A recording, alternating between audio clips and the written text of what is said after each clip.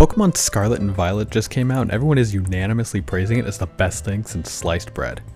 Assuming sliced bread is Pokemon Sword and Shield in this metaphor. But one problem I and many others have with modern Pokemon games is that they're just too easy. One common way to get around this is to do a Nuzlocke challenge. So I thought, what better way to prove my skills as an experienced Pokemon trainer than doing a Nuzlocke on a game I haven't played before. If you don't know what a Nuzlocke is, let me break it down. You must catch the first Pokemon you encounter in an area. If you don't catch it, then you can't catch anything else in that area. That first Pokemon you encounter is the only one that you can catch. If a Pokemon faints, it's considered dead and can no longer be used. You must nickname all of your Pokemon, and you have to play on set mode for all battles. That's pretty much it. There are some variations to those rules, but I kept it at that. Oh, and since this game is one of the ones where Pokemon roam around the overworld, we decided to keep it simple and make it so the first Pokemon you run into is the one you get. Some people do it where you close your eyes and run around the area, but we decided that was gonna take too much time. You might have noticed that I've been saying we a couple times. That's because Scarlet and Violet introduced a new co-op feature, and I decided to rope in two of my friends for this challenge. Francine and Ant are both Pokemon veterans, and we decided to take on the Paldea region together. And to up the stakes a little bit, we decided that the first person who loses would have to treat the winner of the Nuzlocke to dinner at Outback Steakhouse. Signature sirloin and grilled shrimp on the barbie. Not sponsored or anything, we all just like Outback. So the game starts off by letting you customize your character right off the bat. There's a lot of options here, but none of them really fit me. Got like this Revenge of the Sith Anakin Skywalker thing going on with my hair, and the closest I could find was this long bob style with a weird side part. You can't do co-op until you get to the first Pokemon Center, so we all just kind of speed around the first part of the game until we got there. This old guy gives me my first Pokemon, and I picked the kitty cat. Which is weird, because I always go with the fire type, and I like Fuecoco, but I don't know, I just vibe with this kitty cat. Hey, remember a minute and 12 seconds ago when I said you had to have battles on set mode for a Nuzlocke? Yeah, turns out that's just not an option anymore. They just completely removed it. I have no idea why. I don't know why Game Freak insists on consistently removing options from every Pokemon game, but okay, I guess. Anyway, then I beat up this chick who's totally not insane. Then I fall off a fucking cliff, and then this robot steals my goddamn sandwich. Oh, one thing I forgot to mention. There's one of those obligatory catching tutorials that every Pokemon game is supposed to have.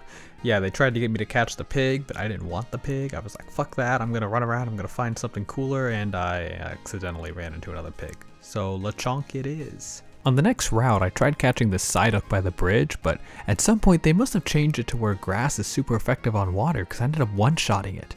It's a really fucked up thing to change. You can't just go changing the type chart like that. Alright, now it was time for my friends to finally be able to connect and play the game together, which took us a little while to figure out, but we got it going. Oh, look at that. Okay, well, I wonder if this will improve the game's performance. This is around the time when we figured out that we could customize our characters now. You know, for all the customization options we were presented with in the beginning, it's a damn shame that we can only pick between 4 outfits.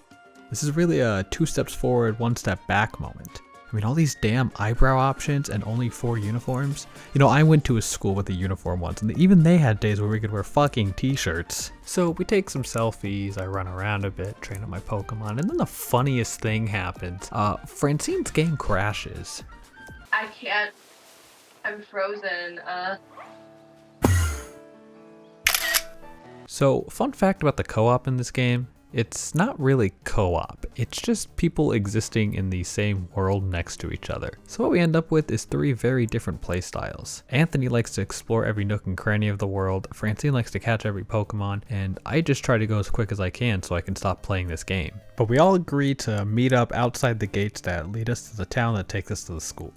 Then the insane chick came back and she said she wanted a battle even though it had literally been like 2 minutes since our last battle, but okay. I decided I'd battle with my Lechonk a little bit and train him up a bit, but what the fuck is she doing? Okay, so this bitch mega evolves in our second battle and completely just obliterates my fucking pig. My pig's dead. Your pig's dead. Yep. Rest in peace, Lechonk. We had our first death of the game. We're having some good pork chops tonight. Anyway, I kick her ass so bad it turns daytime and then we go to school.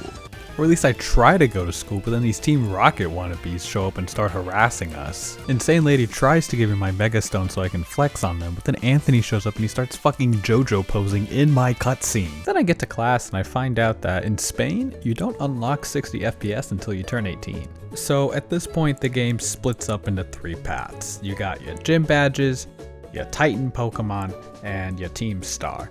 And we sort of decided as a group to go counterclockwise around the map. The game sort of encourages you to go clockwise, and we were like, fuck that, let's go counterclockwise, it sounds harder. Something interesting about doing a Nuzlocke in Scarlet and Violet is that these games don't really have the traditional route system that a normal Pokemon game would. I mean, yes, there's multiple areas, but they don't have like the route 1, 2, 3, 4, 5. Instead, there's just like south, east, north, the other one west, and then like a couple like subsections. This means because of the 1 Pokemon per area rule, you're catching a lot less Pokemon in your run. That being said, I finally made it to a new area in the game and I instantly saw what I wanted. I kinda hate the Sinnoh region after last year's incident, but Shinx has always been one of my favorite Pokemon, so I happily added it to my team. This is also where I started to see some more glitches in the game. I was already able to go around the door that took me to this route. Now, I know you guys aren't here for glitches, you can just check Twitter for that, but I think this one's really funny. What does it mean when they're like sparkling like this? There's like a Jigglypuff that's like glowing. Did you get a shiny, bro? Oh. My game crashed. Bro, your group has been disbanded! I also found Area 5, which counts as another route, so I was able to catch another Pokemon. I got this rock, because it reminds me of Super Mario Galaxy 2, the better Galaxy game. Then when I was going back to the Pokemon Center, this happened.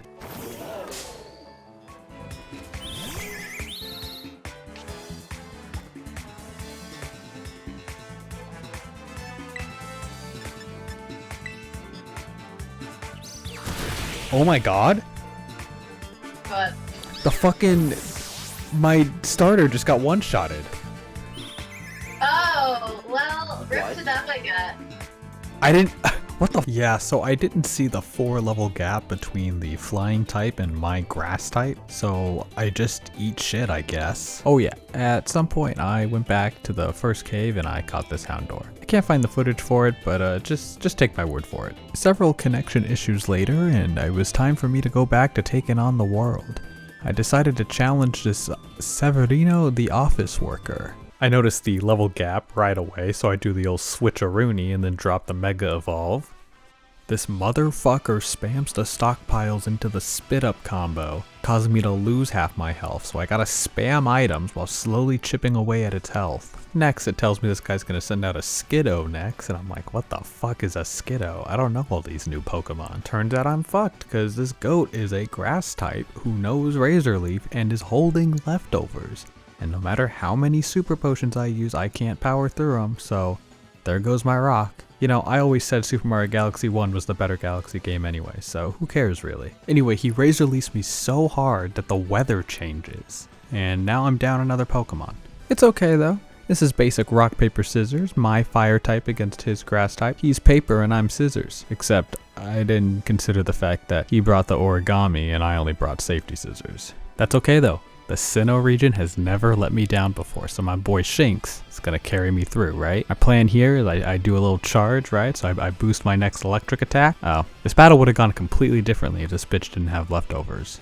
So, to answer the question before, can we Nuzlocke a Pokemon game that we've never played before? The answer is no, we're just too bad. And I am saying we, because right after I lost this battle to this office worker guy, you'll never believe who Francine lost to. Oh no, I have a water Pokemon out. Oh my god. Bro, I'm stuck. What's your situation? I'm not good. Not fucking good.